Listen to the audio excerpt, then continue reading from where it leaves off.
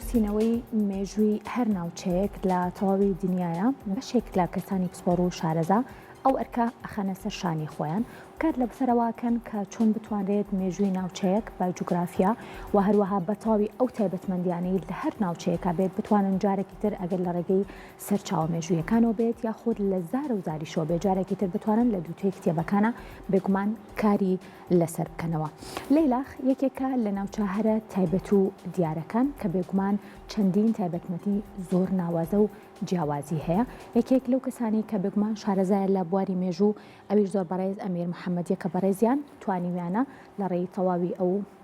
زانیاریانی کە تاوەکو ئێستا بەردەستیان کەوتووە جار لە ڕێگەی زار و زار و بێخود لە ڕێی سەرچاوە دێرینەکانەوە بێ لەسەر ئەم ناوچەیە توانیویانە کە کتێبێکی ناوازە پێشکەش بکەن. ئەشمەلێ بەڕێزیان کە لە ڕێی سکایپەوە ڕاستەوخۆ لەگەڵ من کاک محەممەد سلااو لێبێ و کاتت باش بێ. کاک ئەمیر زۆر سپاس سڵام هەیە بۆ ئێوە و نێران و بیسەرانی بەڕێزتان و بەرنامە بەنرختان تەخسمەتتان. زۆر سپاس بۆ تۆ. پێم خۆشە سەرەتا پێشەوەی کە پرسیار لەسەر بڵین کتێبەکە بکەم بزانم لەیلاخ لەکوێیە بۆ ئەوەی کە زانیاری هەم بۆ من بەڵێ بۆ ئەوەی کە هەم زانیاری بۆ من و هەم بۆ مینەرانیشمان ئەگەر زانیاریمان بێتێ لەسەر ناوچەکە و چۆن بیرت لەوە کردەوە کە تەواوی مێژووی ناوچەی جارێکتر لە ڕێی کتێبێکەوە بنووسیتەوە. بەڵێ پرسیارێکتان دوو بەشە ئەم خۆشە لەبەردا لەیلاخ بناسنینە خەڵک زین لەیلاخ بکوێڵێ. لەیلاخ مەڵبەندێکە لە ڕۆژهەڵاتی شاری سنەوە کە کەوتوتە بینی شاری قوروە و شاری سنەو لە باکوورە و هەتا دۆری گەڕۆس و دیواندەرە لە باششە و تا نزیکی هامیاران و ژاو. ئەم بەشە نزیکەی 150 تا 160 شاری گەورەیە تێ هەیە و تایبەتمەندی‌های فەرهەنگی زۆری هەیە. نزیکەی 30 تیرەخێڵ و عەشیرەتی کوردەوەیە دانیشتۆن و هەر لە مێژوویە ئەمانە تویان کردووە. ئەسەن مەڵبەندی زۆر کۆن و قەدیمی گۆرانەکانە ئەم تایبەتمەندیە فەرهەنگیە موزاییکە وای کردووە کە تۆ لەیلاخ وەک کۆلۆکسیۆنێکی فەرهەنگی ببینی لە ناویە ئایت و فۆلکلۆر و موسیقا و مەعماری و بناسازی و هەموو تایبەتمەندی‌های فەرهەنگی توانیتان بینی.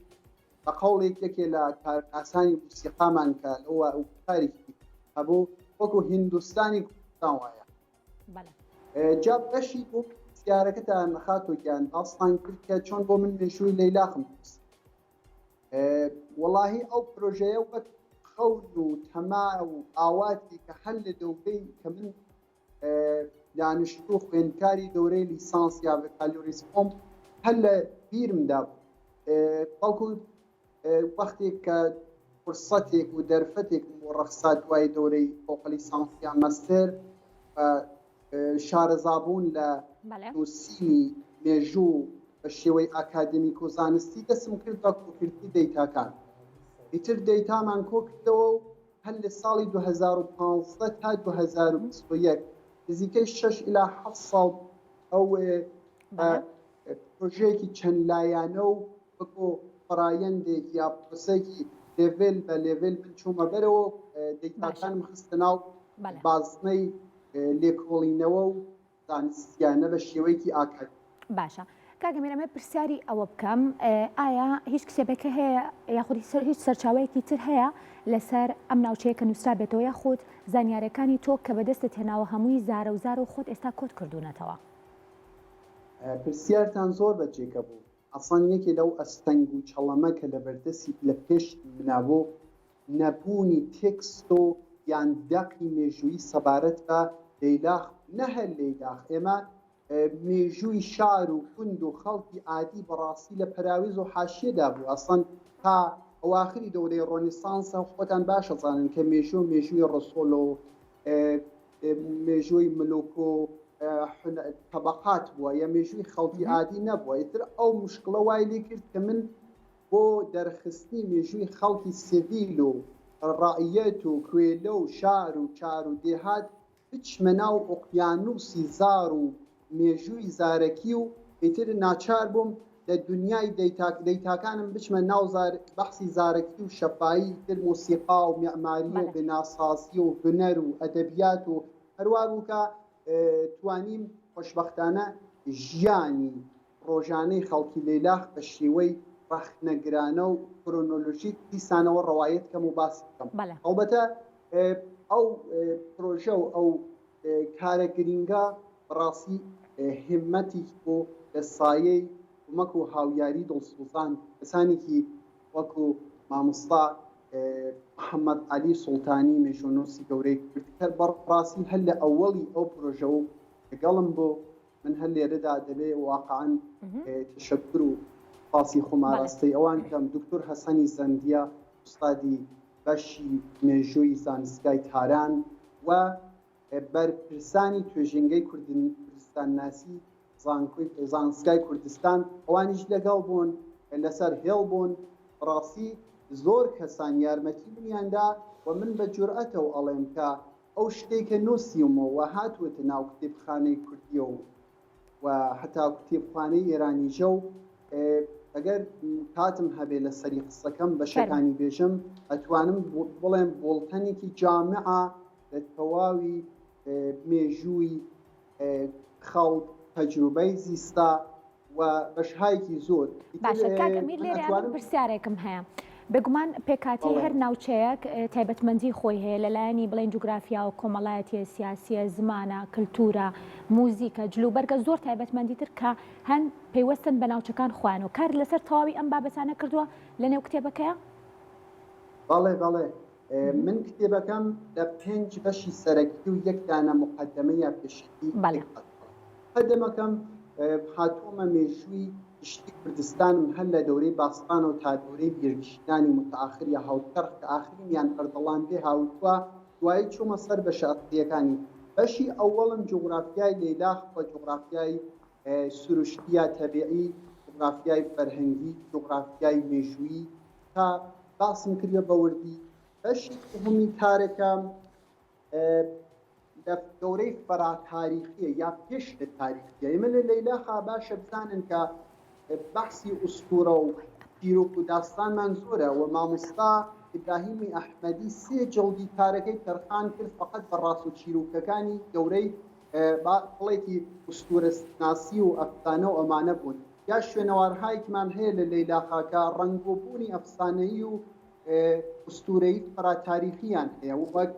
تەوزە پوشەکان وەک حەفسوارەکان وەک شەیدا ئیتر من ئەو بەشی دووهەمی کتێبەکەم تەرخاندا ئەوانە و بەشی سێهەم کە بەشی ئەسڵی کارەکەم بۆ بەشی باستانشناسی و مێژۆ بوو باستانشناسیم هەر لە دەورەی باستان و ئەسڵی ئاهەن و مەفرەق و هەتا دەورەی تاریخی من ڕەسەد کرد و ناوچەکان و شوێنەوارەکانم ناسی لە بەشی مێژووی ژاهاتم لەیلاخم لە جوغرافیای مادە و هەتا میرنشینی ئەردەڵان دەورەی ئیسلامی دەورەی میرنشینە هاوچەرخ هۆزە ناوەڕاستە کوردیەکان خزمەتتان ئەرزکەم هاتنی ئیسلام دەورەی هاتنی پیرە و تەوایفی تورکی و تاتار و مۆغۆل دەورەی ئەفشار و زەند و قاجار هەتا ئاخرین میرنشینی ئەردەڵان و دوایی خزمەتتان ئەرزکەم بزوتنەوەی سنجەرخانی وەزیری لە نیاوەرانی لەیلاخ و ئەوانە باسکەم هەتا ڕۆخانی پەهلەوی بووم کارەکەم جێبەجێ کرد و مێژوم بە وردی باس کرد فاکتەکانیشم کە هەروە باسم کرد چون تێکستنە و چوومە ناو بەسی شەفاهیە لەگەڵ نزیکەی 200 کەس من دانیشتن و توێژم لە بوارەکانی مختلف و بەشی معماری بەشی خزمەتت ئەرزکەم من کامەڵیکەم ببۆرن بەشی